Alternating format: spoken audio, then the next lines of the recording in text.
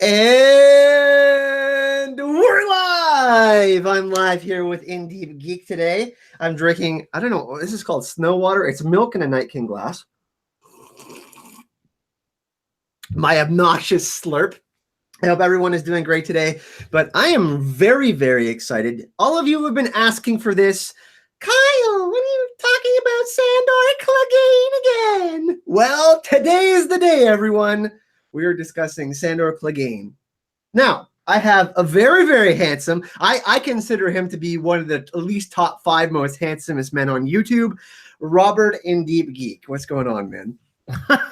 That's amazing. I'm now wondering who the other 4 are, Carl. Maybe you'll give us your I'm number 1, obviously. Obviously you are. I would never put myself in your league. Hi guys, I'm Robert. If you don't know me, my channel is In Deep Geek. It is a pleasure as always to come on your channel, Kyle. You're one of the best people in the entire community and one of my favorite people. It's a great subject. Love talking about Sandor. Really excited to begin. Well, so kind of we got some interest. We got to shout out Catherine here. She had a super chat, and we will honor that. Thank you very much for that super chat, Catherine. We really, really appreciate that.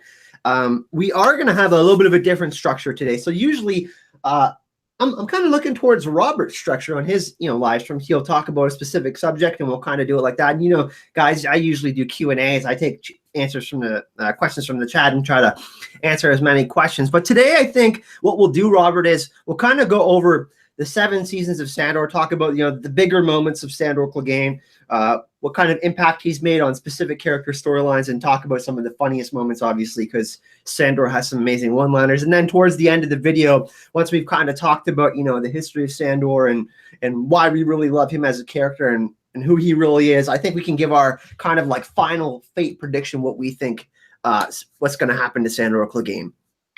Chat, feel free to also get hype in the chat. We're gonna talk about favorite moments and funniest moments and stuff like that. So feel free to join in the conversation. And thank you everyone in the live chat, obviously, for joining us today. Really, really appreciate that. Oh, Gemma's in the chat today. Is this a thing? She actually here? Yeah. Oh wow. Okay, she wants to see my hat here. This is the only request that Gemma's getting right now. See, it's all over the place right now. I took a shower before I went live on air, but there you go. Only request for you. But where should we start, Robert, for Sandor Clegane? How about you start us off? So I think for me, the whole point is that when we get I think I saw Talamaska Dan out there in the chat who was saying on Twitter that he's just getting into the books, and he's saying he's only in book 1, and so far Sandor hasn't really worked for him as a character. And I think for me, this is the starting point, because Sandor, when we're first introduced to him, not just in the books, but on the show, he comes across as just being this bully boy, this person who does whatever Joffrey wants him to do, beating up people, killing people, doing anything. He seems very two-dimensional. And for me, the beauty of Sandor Clegane is the way that we have, over these 7 seasons, we have unpeeled the layers to understand who he is. So it's the wonder of him is the fact that he's so deep, and it's taken us so long to actually really understand where he's coming from and what he's actually about. We talk about the hero's journey here on the channel, Robert. The 12 different steps, the more modernized version, the Campbellian hero's monomyth, kind of the 3-act structure that most storytelling goes through, for at least for like superhero movies like Star Wars and stuff like that. Sandor has got one of those arcs where he started out and where he is now, he's completely changed as a character, right? And I think that when we first see Sandor, I think we when we look at books and when we look at movies and television, we have to understand that it's a story and there's a specific beginning and end point for each character, and we certainly haven't reached that end point for Sandor. But like, as far as the beginning of Sandor, a lot of people are like, well, he isn't the same as the character now. Well, yeah, he had a lot to learn as far as like where he was kind of standing in the world. We kind of see that, right?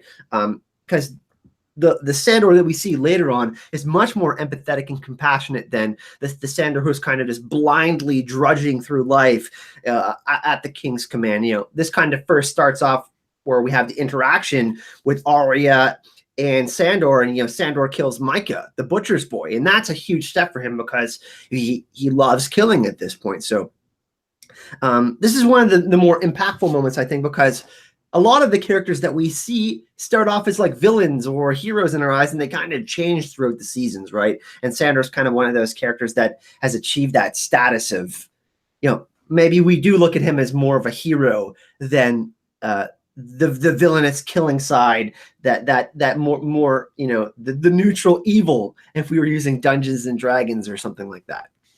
Absolutely, and I think for me that scene that you were talking about when he kills Micah, the Arya's friend, and it just seems so unnecessarily violent. It just seems like you're just obeying orders because you got told to go off and do this, and I and everyone else immediately goes, I do not like this guy, and I think that is where we have to start off with, is that he actually wasn't. Let's not pretend that he was always this wonderful hearted person. Yes, he had layers, but to start with, he was doing some pretty horrible things, and he hadn't questioned it.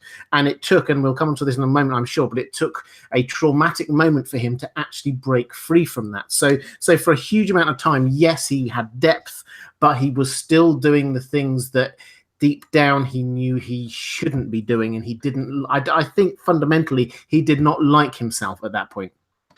Early on in Sandor's story arc, we obviously he's still traumatized by his past, right? We see these characters, these cripples, bastards, and broken things that go throughout the story. Sandor is still very, very much a victim of what happened to him years and years ago by his brother.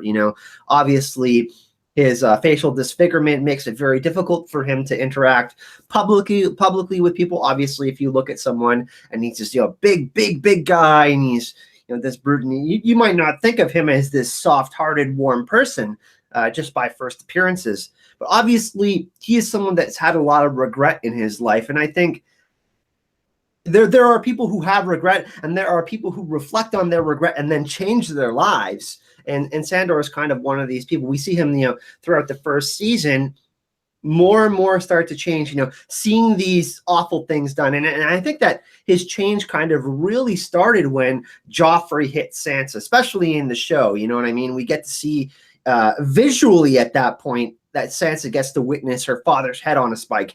And Sandor knows that that's not right. So he gives her some advice. And I think that's a really important part in his early story, where we start to see Sandor develop and release more of that kind side we see to him.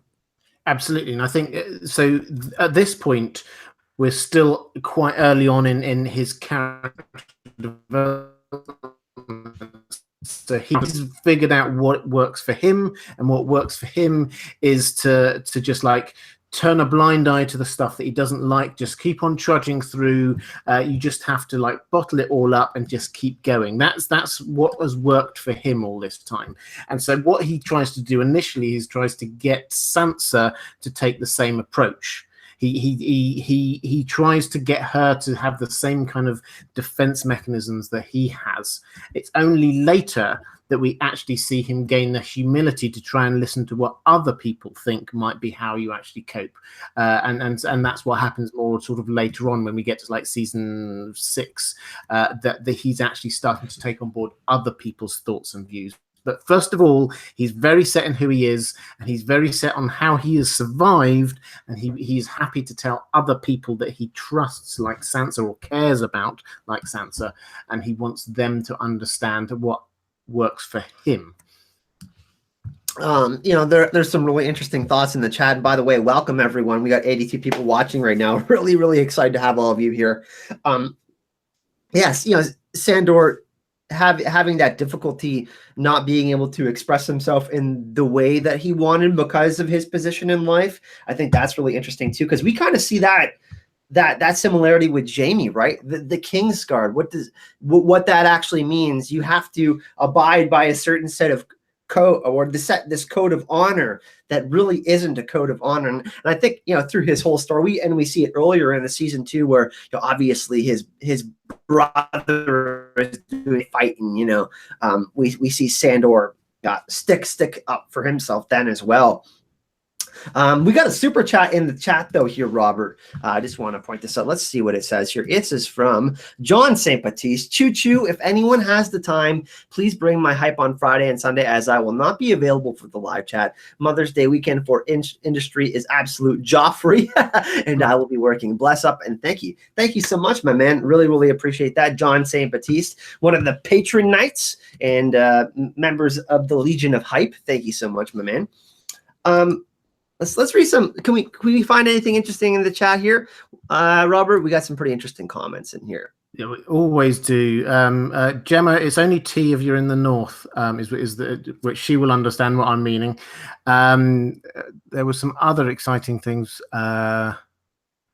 So Bubba Husky is saying, book Sansa's the perfect combination of gullible, shallow, and materialistic. Said no one ever. I mean, I think I was wanting to pick up on that because the first bit of Sandor's journey is very much about his relation with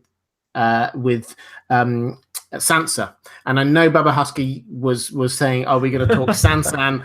And I wasn't planning on it, but very happy to if people want to bring that one up. But the whole point about the Sandor's journey is that this is a whole series of people and events that takes him along to where he needs to be, to how his character development is. And in many ways, Sansa is actually the first of these, because this is somebody he feels he can protect. And this is actually bringing out the quite knightly side of him that that he probably doesn't even think he has, but the is tenderness, there. because Sanda is tender at this point. Exactly. Right? Exactly. It brings out the tenderness in him. Yeah, and then that's mirrored again in the way that he is towards Arya, very, very protective. We got some amazing people in the chat here today. We have obviously Gemma from Secrets of the Citadel. 12 days, people, until I'm in Dallas at Con of Thrones, and 13 until Gemma's there. Super insane. Talamaskadan. Hashtag Sansa forever in the chat, because Talamaskadan loves Sansa. Tycat Lannister, Catherine, dinner is supper. Thank you for that donation again. Earlier, Nicola, the prince that wasn't promised, the original David Adams, Chrissy of Oldstones, Papa Tab, Emilio, Karen, the sugar mama of hype, also known, if you can see it on the back there, the Iron Bank of Karen, because she's made a legitimate ridiculous amount of donations. I should just give her a stake in the channel at this point. Karen, thank you. G's name taken. We have the Meister, Cindy, Sammy, Steffi's, and everybody seems to be really happy to see you here today. And Robert, I wanted to actually bring something up, and I want the whole chat to get hyped. Robert is actually almost at 25,000 subscribers. He was just like 20,000 a couple weeks ago, and he's been doing Westworld videos. Can we get some hype in the chat for Robert? He's been crushing it right now. So not only is he doing A Song of Ice and Fire and Game of Thrones, but Westworld. So if you like Robert, and I know all of you do, spam some heart and fire emojis in the chat. I appreciate it, man. It's been quite a wild ride, it has to be said, over the last few weeks. So Westworld has been if you love Westworld as much as I do, please do check out my channel. It's been an amazing first 3 episodes of this season. So it's been good for the channel, and I've been really appreciating it. Oh, thanks, guys. There's so much love going on there. Love it. And by the way, everyone, just in case you haven't checked out Robert's channel, or you do want to go subscribe to his channel or support his channel on Patreon, or go check him out on Twitter, all the links to his social medias and all of that is in the description of this video. All you got to do, there's a link, you click right on it, super easy, and the website pops up. Takes 5 seconds. So if anyone hasn't checked that out, go make sure you do that. Okay, let's get back to Sandor, Robert. Obviously season 1, my favorite overall season, and I think many of us would agree that it's the closest adaptation to what George was doing with the novels. Is there another moment in season 1 that we can really point to and be like, Sandor, like we knew you could do it? I mean, I think, and I'm trying to remember off the top of my head, yeah, it was season 1 when you get the tourney, and then suddenly you get this moment where he kind of leaps into the fray, and he's there up against the mountain. And it was this again, it's the starting point, because half of you is trying to work out, is this a social justice thing that he's doing there because he can see that the mountain is just like he's in the wrong in this moment, or is this just anger and hatred at his brother? And we're kind of left with this slight uncertainty about what's going on in that particular situation, and it's clearly a bit of both. But it's the start, and what George R. R. Martin, what Game of Thrones is trying to do, is to show that this is the start of Sandor's journey. And again, we will, I'm sure, get onto it. The big kind of hint is that this also has to be the end of his journey, because this was the thing that powered him for so long. This what happened before the books even start, before the show starts. This massive backstory about his brother being this huge bully, putting his face into the fire, which is where he got the burn marks from. All of this is the setup for who he is, having to hide his compassionate side and be this really kind of hardened person, because in order to simply survive, that's what he's had to do. And so when we get that set up at the tourney, we suddenly see that there is a lot within him. He's not just this person who obeys orders. He is somebody who's got huge conflict within his character. And I think so that for me was the other moment in season 1 where we could look at and go, yeah, you know what, there's more here than this just two-dimensional character we thought that there might have been. You know, it's interesting because, you know, a lot of people compare Sandor to Two-Face, the villain that's in Batman, because his face is burned. And we kind of do see two faces of Sandor Clegane often enough. But Gemma brings up an interesting point, and I think this is why Sandor connects with Arya and Sansa. Did the Mountain Gregor Clegane kill his sister? And I think that's a yes for me. You know, there's foreshadowing for that, and it's suggested, but you know, there's no real evidence for that, but it's definitely possible that happened. Now, I saw a really amazing comment in the chat, Robert, and this is the dedication that the Hype and Love family have. Lady Lotus said, "I got my phone in the shower. That's how dedicated I am to the club." So I've never seen a comment quite like that. I got to put her on the wall of hype, and we're going to move on to the next point. For if you actually want to talk about the Clegane sister idea, we can do that as well. Yeah, well, I'm happy to. I mean, this is one of those things that again happened before the season, before the book, so we don't know exactly what happened. But the implication is that Gregor Clegane, we know, is a bad guy, and we know that that he took on the leadership of House Clegane and probably killed the other Clegane siblings. So for Sandor, there's also hanging over him not just this idea that he is the victim personally of Gregor Clegane, but also potentially he is the next in line for being killed off by Gregor Clegane. And just to pick up on someone, I didn't spot who it was, someone in the chat was saying about how his disfigurement is a huge part of his character. I agree completely. This isn't just a physical disfigurement. This is a showing, an external showing of the scars that he's taken personally from the past, and that traumas, is a big time trauma. And so it's a constant reminder that he's carrying around with him this trauma from his past. And that's a big part of Sandor too, because even, you know, we can kind of we'll skip ahead a little bit when Beric Dondarrion, this is show only, but Beric Dondarrion and Sandor and Thoros of Myr go back to the place that Arya and Sandor robbed for silver, and they're in the corner huddled in there. You know, they're all they're dead. They've been long dead. You know, they've starved to death or something. And later on, we see Sandor. You know, you deserve better than this. This regret and reflection that he always has, and that's kind of, you know, going back to this trauma element to Sandor. There is this tragic story to him.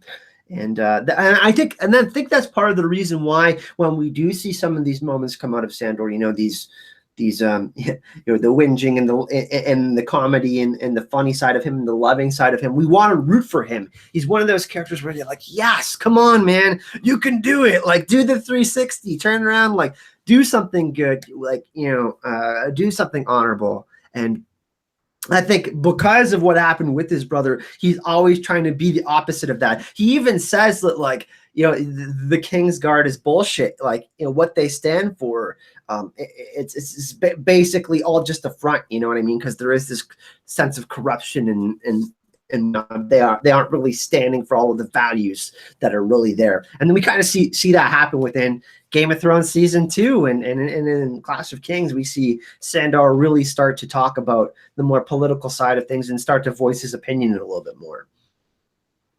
Absolutely, we do. And just do a very quick shout out for the person who's watching this on top of a mountain, which is Mount Snowdon, is like a real mountain as well. I've been there, so that's quite impressive. And I'm not going to try and pronounce the Welsh name, but that's very impressive. But yeah, in terms of we got to put them on the wall of hype. Someone's watching in the shower and someone's watching on a mountain. You have a great viewership when. So it's dedicated. It's pretty impressive. I'm very impressed by the Wi-Fi on the top of Snowdon. I know. What's the name again?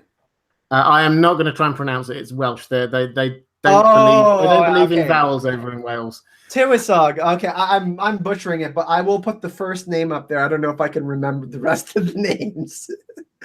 Well, I'll start talking about season 2, I think, then. So season 2 is the moment that we transition for Sandor. This is the moment that he's slowly but surely seeing what is going on. I mean, he knows how corrupt King's Landing is. He knows that he doesn't like his lifestyle and what this world that he's created for himself.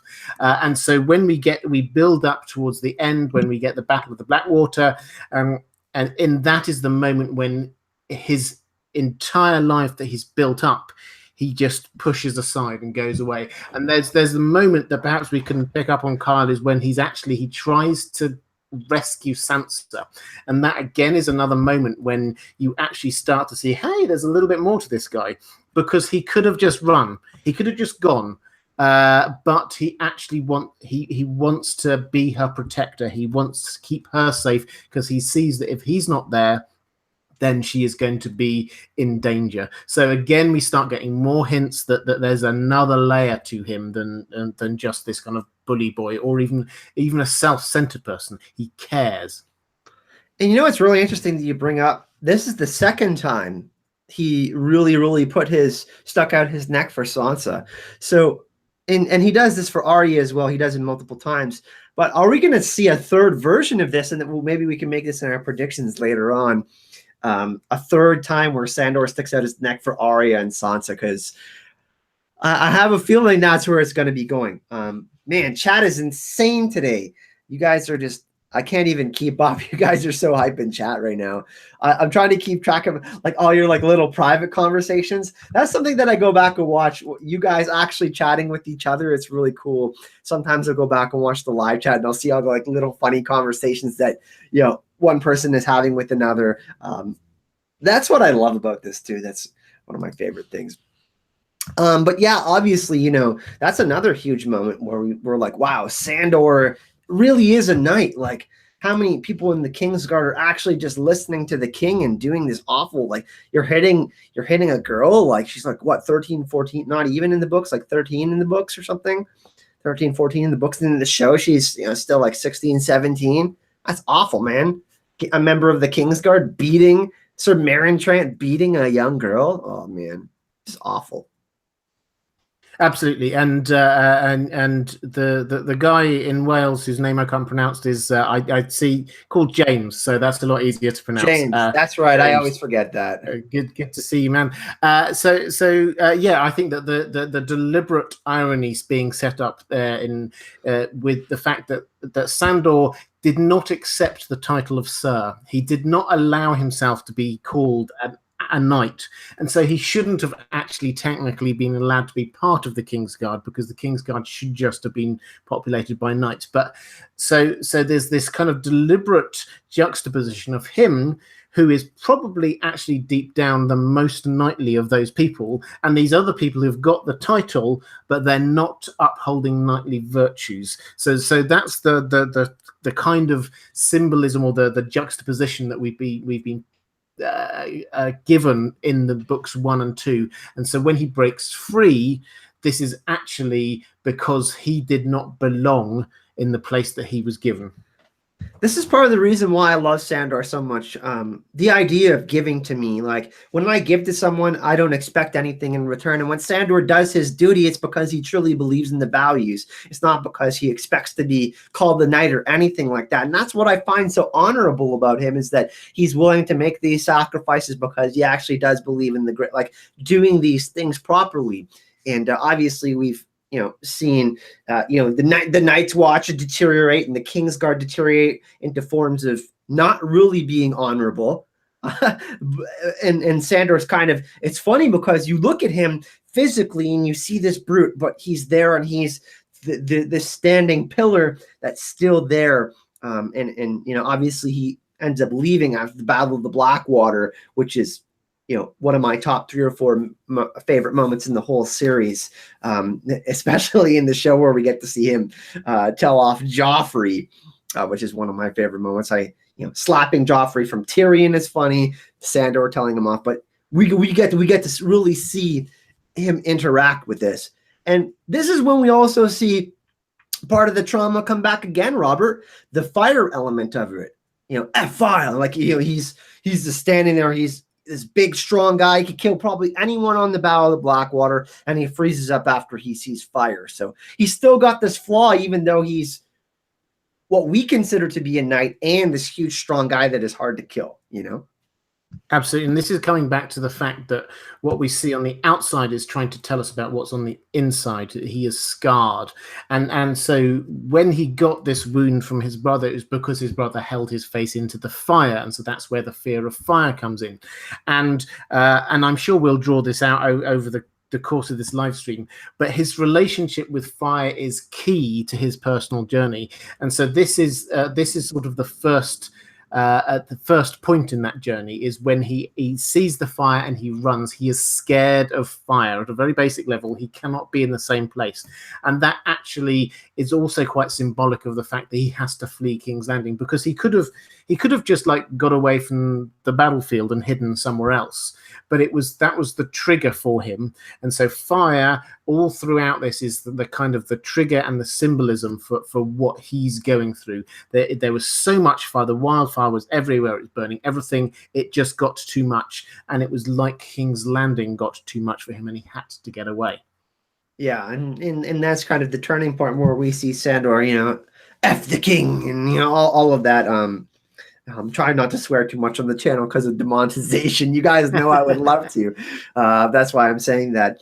But that's a big turning point in Sandor's journey, because later on, obviously, we see him get caught at the inn, later on, and by the Brotherhood Without Banners, and then because he's pointing out Arya Stark, what are you doing here? And then that's when we start to see my favorite journey in the whole, my favorite Westerosi duo of Arya and Sandor really start to take shape and do some amazing things. But we see that moment again, him fighting Beric Dondarrion, a fiery sword. He has to go through it again.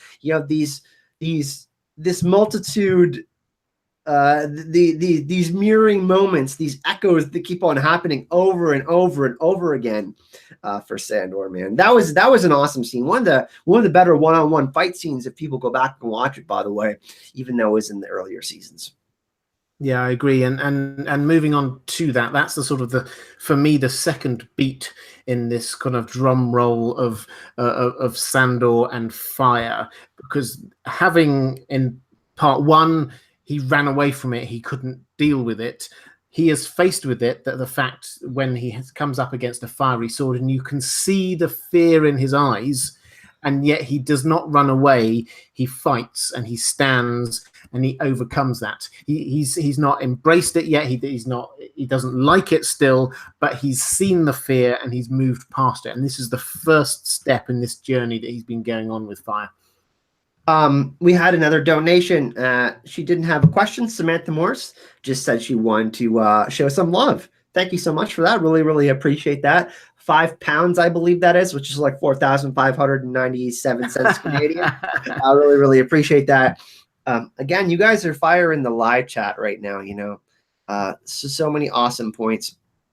And of course, we see Sandor move through his journey, and obviously having to deal with Beric and fire again, this trauma again.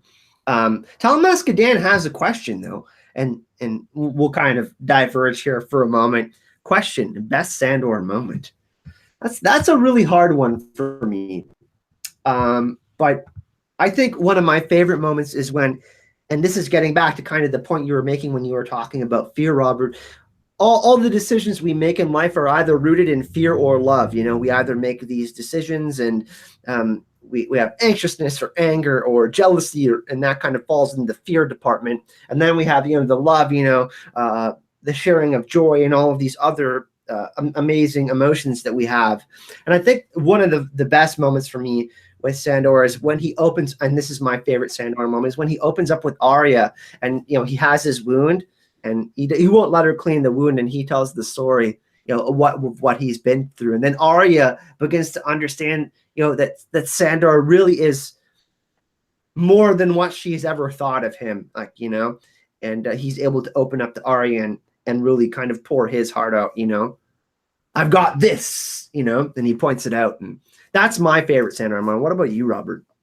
Yeah, I mean, I wish I had as deep and meaningful a one as you do. I have to admit, for me, it's just a cool one, which is after that moment in season 6, I think it is, after he's had this sort of time out with Brother Ray, with the commune, and he seems to be learning a new way. But then suddenly, when they all get slaughtered, he just goes out on the warpath. And for me, there's some, again, without doing the swearing thing, because if it don't want to tempt demonetization, but he has some great lines, and he just goes through, and you see just for a moment, it's this absolute kick-ass style. He just takes out everyone in his path. He doesn't let anything get in the way. And then at the end of it, he's just and I want those boots. And it's just, for me, that it just sums him up, is that there is the reason why he goes on the rampage actually is not anything that they've done against him. This is actually a social justice thing. He thinks these people did not deserve to die, and he does not want those people to live, the people who did that.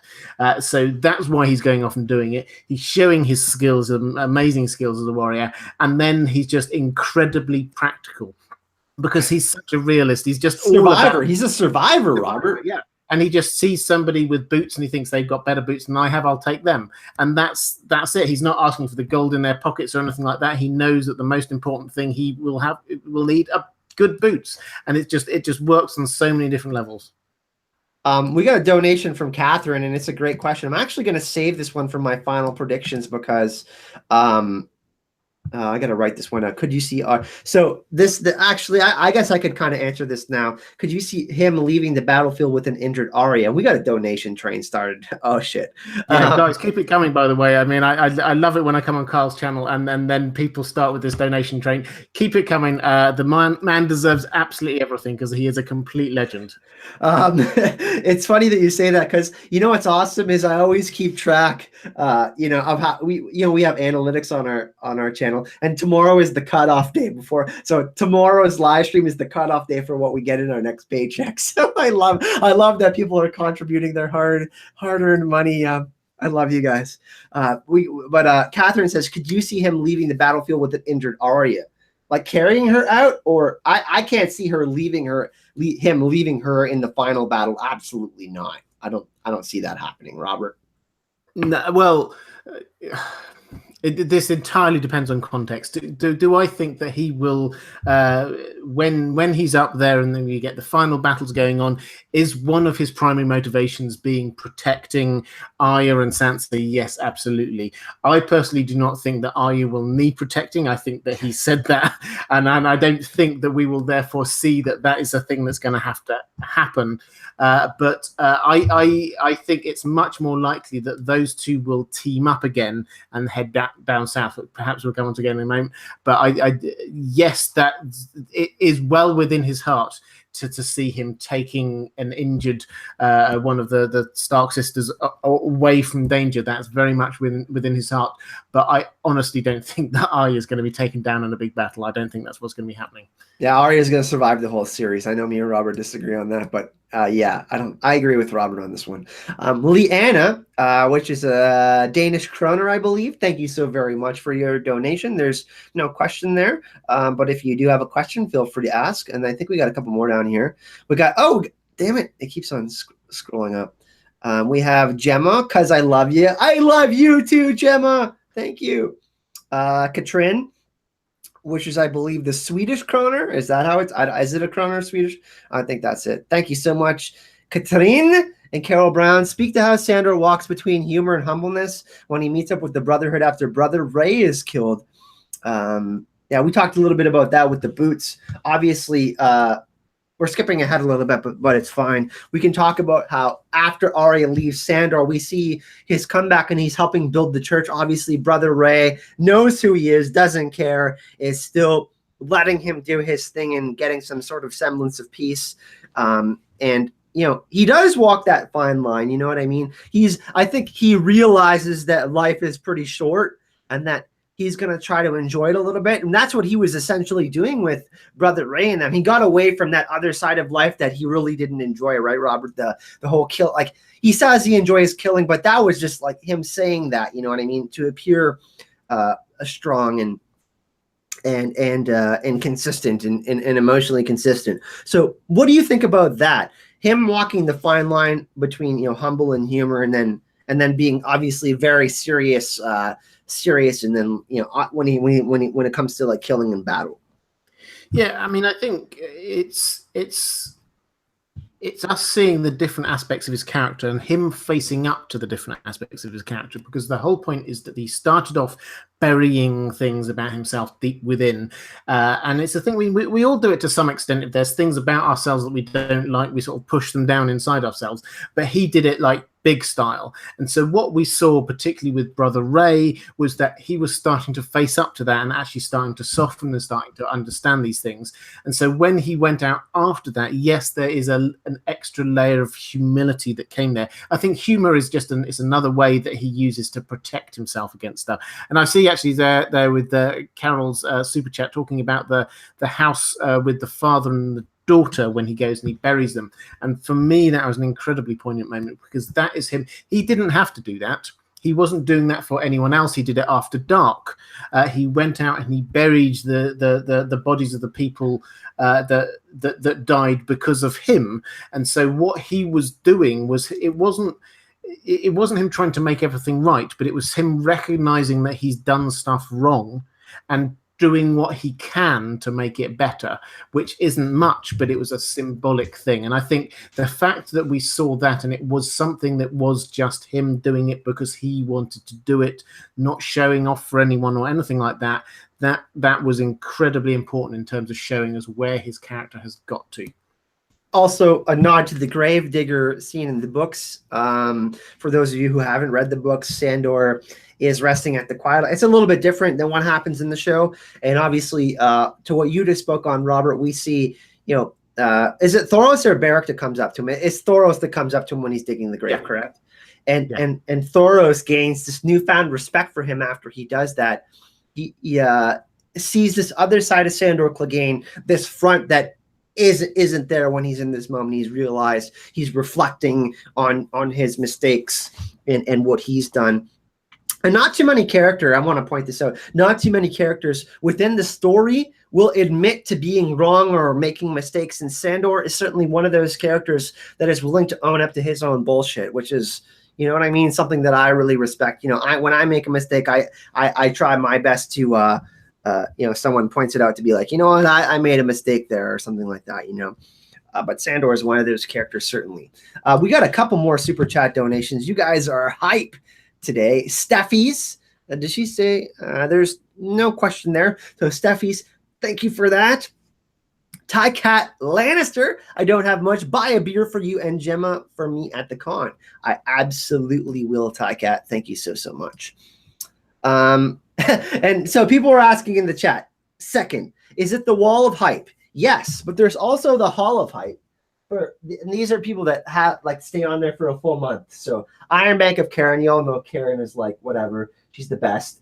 Archmaester Emilio, he always like drops a $1 or $2 donation before every stream. He's amazing.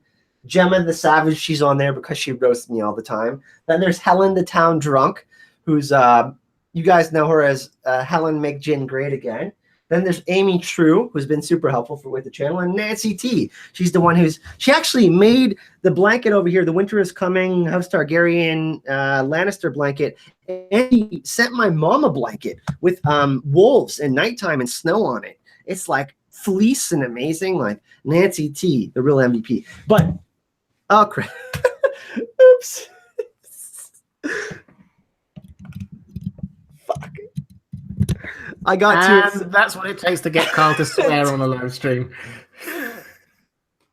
Darn it. And there you go, people. Me unplugging myself live on stream. Have a good laugh in the chat. Oh my God, the donation train is nuts right now. Keep them coming, guys. We got some more here. Amber Lynn McKay, totally random question and probably an embarrassingly obviously. Guys, I'm flustered now. Robert, you read this. You have a nicer voice than I do. Well, happy to. Hi, Amberlyn, by the way. Great to see you. Totally random question and probably an embarrassingly obvious answer. There's no such thing as a stupid question. But as creators, what communication medium forum do you recommend for your the subscribers, when we want to post theories? Thank you and love you both. Thank you very much. So I think for me, if you're just wanting to tell me stuff, if you're my patron, then send me stuff on my Patreon page. I always prioritize my patrons. Otherwise, Carl's now putting a face because of all of the super chats. This is amazing, guys. Really do keep them coming. Oh, God. I would love to get to a position where we actually can't keep up with them because we're having to answer ones from about 5 or 6 ago. This is amazing. But in terms of how you actually get theories and stuff to us, I don't know about Kyle, but the comments on YouTube under the videos, they come up so quickly, it's quite hard to keep up with them. But for me personally, if you're a patron, talk to me on Patreon. I will always prioritize that. Send me an email or maybe something like Facebook or Twitter. Kyle, how do people get in contact with you? Yeah, honestly, I'm pretty good on the Facebook, but if you follow me on Twitter and you leave me a message, you tweet me, I'll add you on Twitter. We can, I usually direct message or private message people. People message me on Twitter. That's probably the best way to get a hold of me. I also I also talk, a lot of you probably don't know this, but there's actually a community page on our YouTube channels, and I post in there sometimes. But Patreon, obviously, for those of you on Patreon, I'm pretty active. I do like daily posts on Patreon. But Twitter and then Facebook, @AzoralHype on Facebook. If you message me there, people send me theories and we talk about theories privately and stuff, and I have conversations. And then obviously the comment section in videos, I try to have answer as many of those as possible. But it gets pretty hard sometimes. You know the drill, Robert. It can be difficult getting back to every single question and comment. Absolutely. And I think the thing, just speaking on behalf of creators, it's the kind of thing that we find really hard, is that there are people who are getting in contact with us, and sometimes the amount of messages we get, particularly in season. So for me, being in the middle of Westworld season, I'm getting 200-300 messages a day, and it's really quite hard sometimes to keep on top of them all. So sorry for the times when we miss out on them, but whatever seems to work best for you. I think for me it's Patreon. For Kyle, perhaps it's on Twitter. It's something that actually stands out, and we love. Kyle, as I loves just engaging with people and actually talking, because we love these shows. We don't just make these videos because we for whatever. It's because we really enjoy the content and we really want to talk to people about theories. So send us your thoughts. It's great. Whew. Yeah, man. And that's when we do live chats too, because even if we're doing like a presentation style video, when you release your traveler's guide videos, you're more doing like an essay or a presentation on these specific areas and characters that are involved in that area. But these are kind of cool because you can pull questions from the live chat, and it's creating a unique conversation. If you see a cool comment, you can be like, oh, let's diverge our conversation like we just have, and kind of get into some of the discussion that the chat is having as well. And the Hype and Love fam, man, we keep on growing. It's getting crazy. I try to keep up with you guys. When I do them by myself, Robert, sometimes I do like lightning rounds. I try to answer them in under 20 seconds. And like one time, I think I answered I counted 120 questions or something like that. It was just answer with yes or no. Yes, no. We got more donations here. Holy carp. Carp is a fish. Thanks for that, Amberlyn, by the way. Storm's End. $50 US donation. Wow. Thank you so much. As you see, Storm's End, I just put you on the wall of hype along with Ty Cat and Chris Nola. New Orleans, I believe. I just made a donation as well. Sending my first donation because I love you both. Kyle, have a drink for me. That's a lot of drinks at the con, people. Like, do you want me to survive Con of Thrones? Or yes, we will do that. And then we have another donation from Gemma, who's trying to keep the donation trade going, and Steffi's as well. You think you missed one a little bit earlier, didn't you? Steffi's. Catherine Bassett. Catherine Bassett as well. We have, she was at the start. She made 2 donations, so we got Catherine twice. Okay, so I don't think we answered the second question about why Sandor saw a vision in the flames, though. Yeah. So why did he see a vision in the flames? Is he touched by fire? No. See, this is where we disagree. I knew you were going to trick me. I'm going to let you go first, though, since you're the guest. Okay, well, all right. So this is a thing in the show that hasn't happened in the books yet. So we're working just based on what's happened in the show. But what happened in the show is that Thoros got a vision in the flames because Thoros he's a red priest. That's what they do, and he then brought Sandor over to come and look at it. That was what was going on. It wasn't that Sandor was just happily minding his own business and then suddenly, I can see something in the flames. Thoros did the magic and Thoros brought Sandor in. So he is not specifically chosen by anyone except for Thoros, who, let's face it, is not always the most sober of people. So so me and Thoros have a lot in common. Well, in many ways, you both have very fine facial hair. Fucking savage, man. All right, keep on going. Well, so I mean that's basically what happened with him seeing the views in the flames. In terms of is he the chosen of the Lord of the Light? Obviously no, because the Lord of Light is made up and isn't real. So therefore that particular god doesn't have any particular champions. I'm now just pulling your chain a little bit, Kyle. I have to admit, but we will not, and George R. R. Martin's been very clear about this. We will not see any gods bestriding the land or anything like that. So we'll never actually see literal Lord of Light, R'hllor, whatever, on the show, in the books. That's not going to actually happen. What matters is not the existence of these things, it's the way that people react to them. And the fact that one person has had a vision in the flames and then uses their magic to bring somebody else so that they can see it provides, for me, no evidence to the fact that that person, Sandor, is a champion of a particular god. Yeah, I agree with you. I don't think we're going to see any gods walking the earth. We kind of got the reincarnation of characters happening within the show anyways. If we want to talk about Ragnarok and whatnot, we got more donations. You guys are nuts. But I think obviously people want to say Sandor is Azor Ahai. He has Azor Ahai like moments. And we're gonna have an Azor Ahai panel with Lucifer Means Lightbringer at Con of Thrones. I'm really excited for that. I'm going to talk about that, how characters, Azor Ahai isn't necessarily a person, but it's a transformational moment in people's lives. And that's what the Song of Ice and Fire is. It's a transformational story. Everybody's lives are changing right during this apocalyptic style event. It's really windy outside. If you guys can hear that, I apologize. It's the winds are blowing in the lands of always winter. We will get back to Sandor in a second. We got Kristen Nola. Apparently I said Chris. Chris 10 means Kristen. Okay, I get it now. Kyle, duh.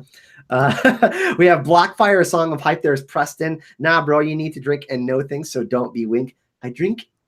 No, wait. I hype and I know things. By the way, that T-shirt is coming soon.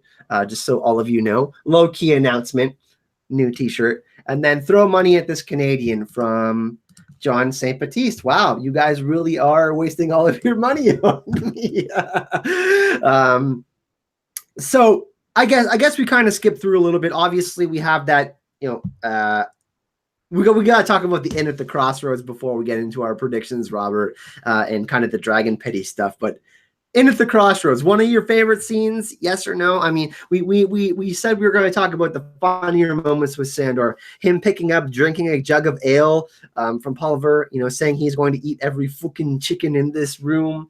That's got to be one of the best moments as far as comedy goes, right? Yeah, I mean, he's full of comedy, isn't he, Sandor? To be honest, is one of the characters that you can always count on just to suddenly get real and actually care about the things that matter in life. He cares about his beer, he cares about his food, he cares about boots. He's not one of these wonderful people who come up with incredible phrases like Tyrion, who can sort of capture lyrically what's going on. He's the kind of person who's just going to observe exactly what's happening like that and just cut through all of the carp, as you would say. So yeah, the end at the crossroads, great scene. I think that tells us a lot, not just about him, about the sort of the development of his relationship with Arya as well. It was a good scene. For me, it doesn't quite rank up there with the scene I said already with him after leaving Brother Ray, but good stuff nonetheless. We got 2 more donations. Karen, Sugar Mama of Hype, also known as the Iron Bank of Karen. She is a must. Spam of heart and fire emojis, everyone. You have to. It's required. Just for talking the Hound, Robert, that's $14.78 in real money, which is like, $25 Canadian or something like that. The exchange rate is absurd, by the way. I will get a little lewd here. My butthole is getting pierced for Con of Thrones. I'm not getting a piercing, but I think you know what I mean, people, by Canadian dollars and American dollars. And then we have another one. The Prince that wasn't promised would send more, but just had to add a new car onto my already overfilled plate. Man, Prince, you've had some really bad luck lately, my dude. I'm really sorry. He did end up winning the giveaway, though, for the Iron Bank of Bravos and the Valar Morghulis coin. So that hopefully that is bringing you some good luck. I don't know. Crazy, man. Chat is insane today, Robert. Since everybody is here right now, just so all of you know, it's 2:37 right now, or 3:27. Wow, I'm an hour off, people. I'm off my rocker, but we are going live at 6 p.m. Eastern Standard Time on Robert's channel, and we will be discussing Qyburn. So not only are we on this channel today, but I will be joining Robert in 2 hours after this live stream on his channel, and we're going to discuss Qyburn. Me and Robert actually discussed this 3 weeks ago. Our schedules haven't lined up, and today we're just like, the hell with it. We're doing it, man. 2 streams in one day. We love you guys too much. Absolutely, and what I'm hoping is that as well as Qyburn, we'll probably sneak a little bit there about Gregor as well, because obviously he's Qyburn's pet topic, so it makes it a kind of like a Clegane double bill that we're giving you guys. So we thought that I can come on here and hype up Kyle because he's such a great guy, and then when I'm all low energy late at night, as it will be late at night over on my channel, then Kyle can come and hype me up. So really looking forward to that. Yeah, 11 p.m. UK time, 6 p.m. Eastern time. Check out my channel for another live stream. Really looking forward to it. So we're getting kind of into another part of Sandor's story, and it's been really interesting what's been happening. Obviously last season we got the Gravedigger stuff and him going north beyond the wall. I thought that was a really cool thing that that might have never happened perhaps in the books, Robert. I really enjoyed all these interactions. Obviously him and Tormund together was absolute gold, and then we he was the one who made the big mistake of throwing the rock across the frozen lake, and when they're stuck, obviously, and then we see the huge battle against the Whites and the Night King, and then Daenerys comes to save them. But there's a couple of moments in season 7 that really stand out. Obviously, the proud Papa Sandor moment when he's talking with Brienne. That's a great one too. And then him in the jail scene, everybody shut up, just listen, let's just get this over with.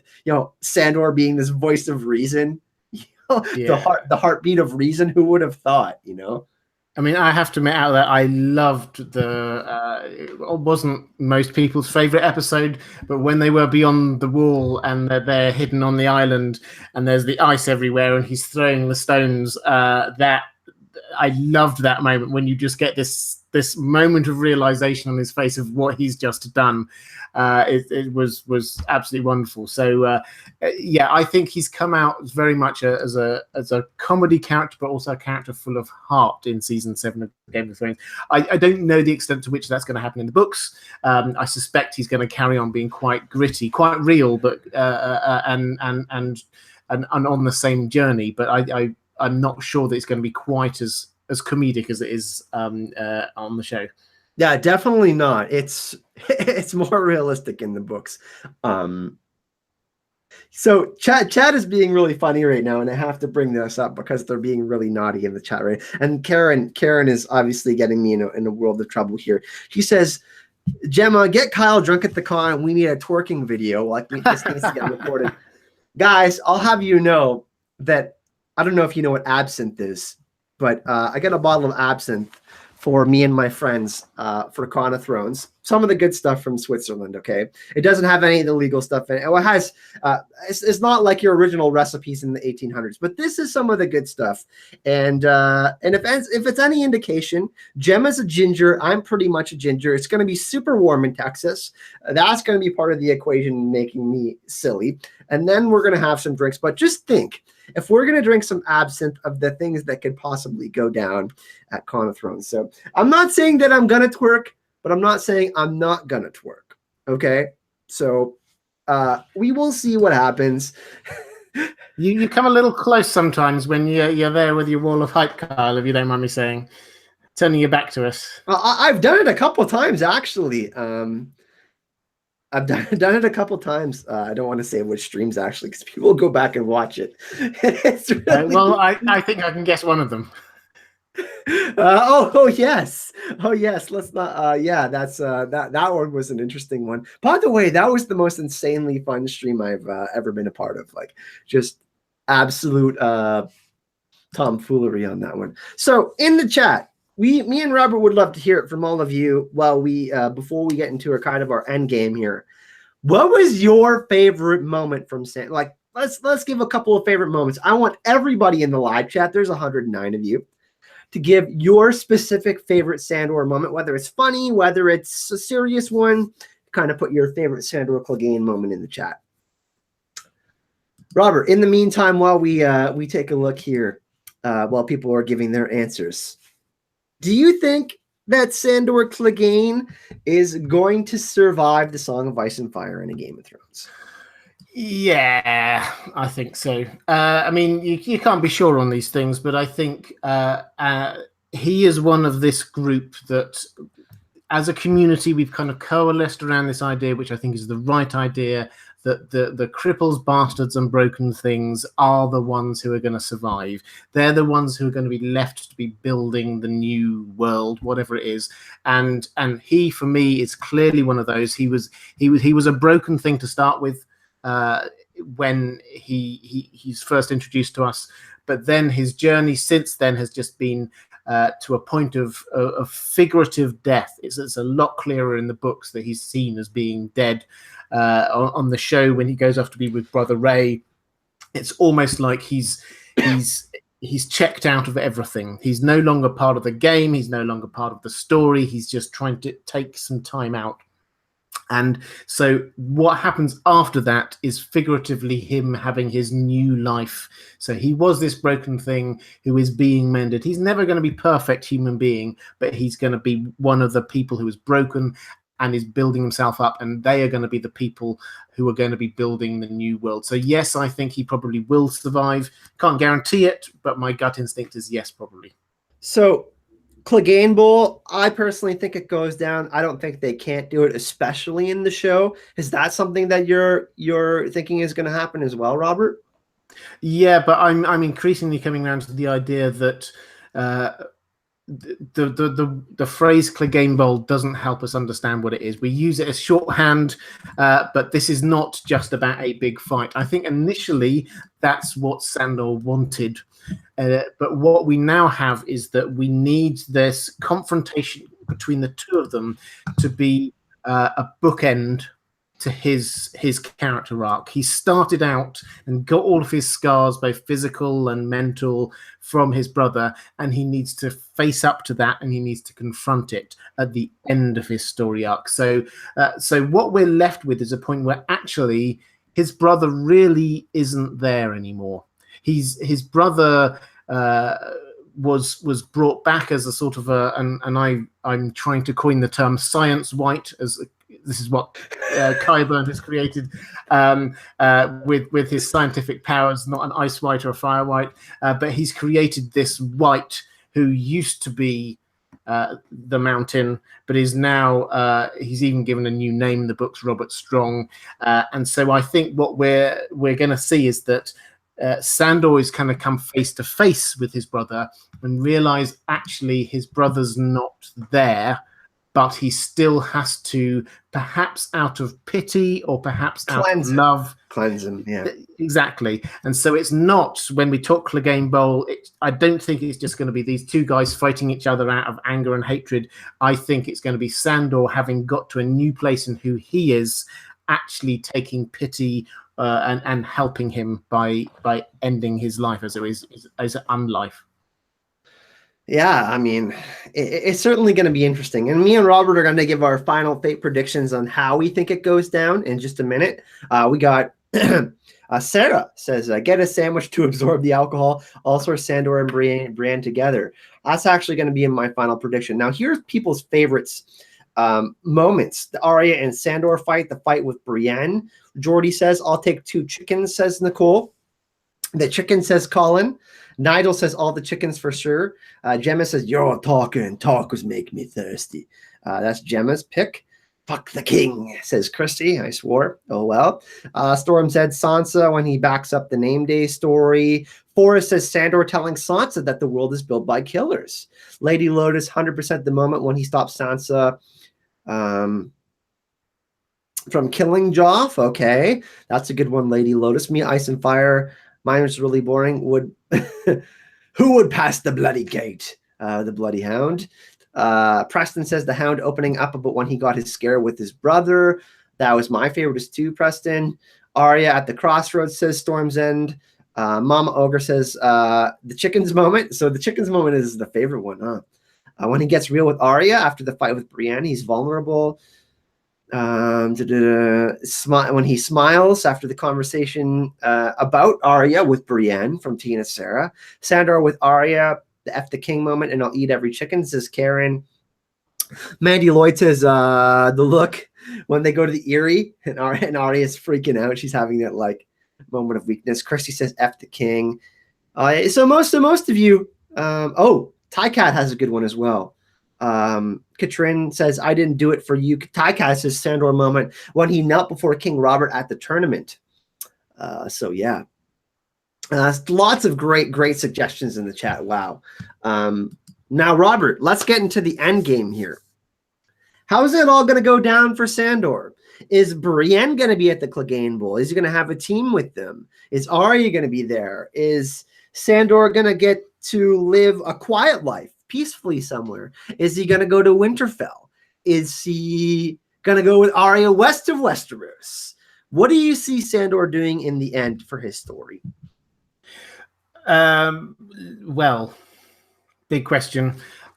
I think there will be a team going to King's Landing. So the Mountain at the moment is effectively, because Qyburn has put him in that position, he is there defending Cersei. And there are going to be a lot of people who are trying to kill or get at Cersei at the very end of it. And so I think that Sandor is going to be part of that group, but definitely Arya is going to be coming along as well. It wouldn't surprise me if Brienne is there with this team, and hey, who knows, maybe even someone like Jon. But there's going to be a group which are going down to have this final confrontation with Cersei, because even if you deal with the threat from up north, you're not finished everything until you've got rid of what's going on in King's Landing. The realm cannot be refreshed and renewed.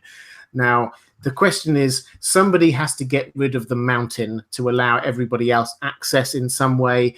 Don't know exactly how that's going to happen, but you could just, at a very simple way, it could just be somebody has to be distracting him while others keep going forward. Jaime's going to be there as well. Sorry, I should have said, because Jaime needs to have a final confrontation with Cersei as part of his character arc. So I could see that the other person who has got a reason to be killing the mountain is Arya, because obviously the mountain is on her kill list. But I could certainly see her delegating that to the Hound, if you like. So I could see that is how that happens. In terms of where he ends up after all of this, I think he's not just going to retire to the quiet life. I like the idea, but I don't think fundamentally that's what he can be like. I think that he could take up some role as being the person that he actually fundamentally is, this knight. So somewhere along the line, I think that he will embrace the idea of being a knight. Whether he actually gets knighted or not, I don't know, but he's going to outwardly reflect who he inwardly is. So whether that ends up as being part of the King or Queen's Guard, or whether that's him going up to the wall, or there are a number of different options, but I think that he will have to end up being holistic as a person. So we know what he's like truly on the inside, but he's never actually shown that. And now this is going to be showing that to the world. Well, it's interesting, the conversation between Brienne and Sandor on the way to the Dragon Pit about Arya. She doesn't need protecting. People need to be protected from her. Someone that does need protection is Sansa. And a lot of people like the Sand theory. And, Baba Husky said, if I didn't talk about this, he was going to kill me. So Baba Husky, I will bring this up. The Sand theory. A lot of people think that Sandor, the Beauty and the Beast type of view. George is putting this out there, and he wants to kind of showcase that particular story within the Song of Ice and Fire and a Game of Thrones. I don't personally think it's going to happen, but I could see more of. I think Sandor sees them amicably, like siblings, like little sisters. And I don't think he would try to get down with Sansa. But who knows? George is crazy. And this is a pretty intense story. So I could see Sandor ending up as a knight, like you talked about, maybe protecting Sansa in the north. And I think that they would welcome him with open arms. He is like more northern than he is a southern person. Like his code of honor is the way he is. He's actually more like a Stark than he is a Clegane or a Lannister or anything like that. For the obviously the people he's served, he's not like them. So I could totally see him in the north, or just doing his thing, helping out with rebuilding Winterfell. He's a big guy. He's strong. I could see him doing that. And, I think there's a possibility that I think he dies. I do think that if that happens, Arya will mercy kill him, and it will be really sad. But I actually do think he's going to survive. Cripples, Bastards, and Broken Things. He's one of those people that really deserves happiness, I think, along with the Johns of the world, the Tyrions, Sansa, Theon, Brienne. Those people have had to deal with really, really hard upbringings as far as like going through, people going at them physically, or talking about them physically. What's wrong with them? Brienne being manly, Sandor being disfigured, Arya being a tomboy. That all kind of thing. So, but you guys know the Cripples, Bastards, and Broken Things theory. But I definitely think he's going to have to deal with his brother before he can move on to anything else, to get at peace, basically. Any final thoughts on Sandor Clegane, Robert? Well, I think we have a super chat. You want to knock that one out? Yeah, happy to. I can't quite find it, so if you find it for me, I just want to have a quick word about Sansan as we were on the subject. Oh, Garden Girl, $20 US, hype and love. Thank you so much. Really, really appreciate that. Excellent. And no question, which makes it easier for me. So thank you. So Sansan, for me, just to approach it from a slightly different angle, a lot of people who buy into Sansan the idea that Sandor and Sansa get together in some way, it's because there is lots of imagery in the books about the two of them, for where, for example, he puts his cloak around Sansa at some point, which is a symbol of marriage, and then she sort of thinks about him again a bit later. So for me, there's a bit of confusion, I think, sometimes between symbolism and foreshadowing, and I think we quite often get the two mixed up. And so I think that just because there's been symbolism of something doesn't mean that that necessarily is foreshadowing that is going to happen later on in the stories. So when somebody puts a cloak around someone, yes, that could symbolically be saying, this is like I'm promising to look after you for the rest of your life. But that doesn't necessarily mean that later on they will actually physically marry that person. So I think it's that we need to be aware. George R.R. Martin uses lots of different literary tools, and I think it's quite often we sort of bring it down to he uses a lot of foreshadowing, and what if this happens, therefore that's going to happen later on in the story. Not necessarily. He might just be trying to underline the sort of the theme or the symbolism of something that's happening at that particular moment in time. Yeah, and I think that, you know, like you said, the story has been set up in a way for these characters to make kind of 360s, and you know, ice and fire are elements they're in opposition, and we see characters make these transitions into people. You know, obviously Sandor had to deal with killing and all of this stuff, so him ending up in this peaceful place would be really amazing. But I don't think I really could have said it any better than Robert, people. You know, I think we both really, really love Sandor as a character. He's one of the more interesting characters. Obviously, there's a little bit less of him in the books because we don't have the new books yet, but I've really, really loved Rory McCann's portrayal of Sandor. I thought he's done an amazing job. I really don't know if I can see anyone else as the Hound after seeing him do the Hound. And, you know, you guys know he's my personal favorite character. I have a few other characters that are up there in my top, you know, Ned Stark and Davos, or Jamie, Arya. You know, those is probably my top 5. But you know, Sandor is my very, very favorite one. And thank you all for coming to chat about Sandor today. That it's been an absolute blast. Really, really fun time.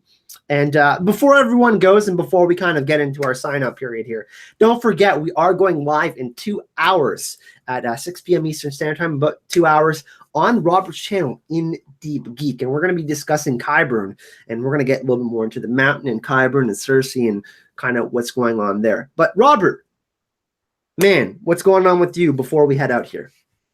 Well, I just want to say thank you again. It's been the chat has been amazing. Thank you guys for all those super chats. Kyle really needs that for his liver transplant after Con of Thrones. So I think every little penny or every cent counts. So thank you guys for that.